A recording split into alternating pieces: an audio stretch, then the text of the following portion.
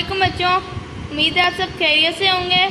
آپ سب کو جولائی کے نوٹس مل گئے ہوں گے۔ اس میں آپ لوگ دیکھ سکتے ہیں کہ آپ کو ہفتوں کے لحاظ سے کام دیا گیا ہے۔ تو آج ہم لوگ پہلا ہفتہ شروع کریں گے۔ اس میں ہم لوگ شروع کریں گے آج باب نمبر 4 اخلاق و آداب، جس کا سبق کا عنوان ہے طہارت اور پاکیزگی۔ پہلے ہم لوگ اس کی پڑھائی کریں گے۔ طہارت اور پاکیزگی کا مفہوم۔ بسم اللہ الرحمن الرحیم۔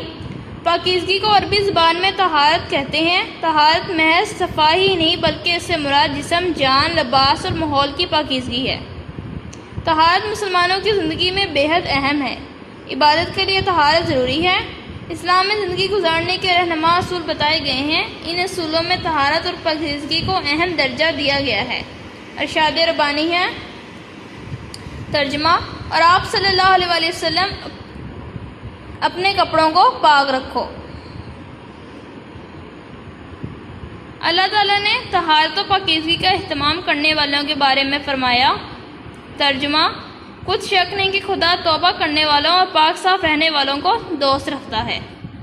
نبی کریم صلی اللہ علیہ وسلم طہارت کا بہت اہتمام فرماتے تھے۔ آپ صلی اللہ علیہ وسلم نے اپنی امت کو بھی طہارت کا اہتمام کرنے کی تاکید فرمائی ہے، یہاں تک کہ رسول اللہ صلی اللہ علیہ وسلم نے طہارت کو ایمان کا حصہ قرار دیا ہے۔ رسول اللہ صلی اللہ علیہ وسلم کا ارشاد مبارک ہے۔ ترجمہ: پاکیزگی یعنی صفائی ایمان کا حصہ ہے۔ گویا دین اسلام کی بنیاد ہی پاکیزگی اور طہارت ہے۔ اب بچوں ہم اس کے سوالات کریں گے آج۔ اس کا پہلا سوال ہے طہارت سے کیا مراد ہے؟ ہم نے جو پڑھا تھا طہارت سے مراد جسم، جان، لباس اور ماحول کی پاکیزگی ہے۔ دوسرا ہے صفائی اور پاکیزگی کی اہمیت قرآن و حدیث کی روشنی میں کیا ہے، واضح کریں۔ اس کا بھی ہم لوگوں نے 2 آیات پڑھی ہیں۔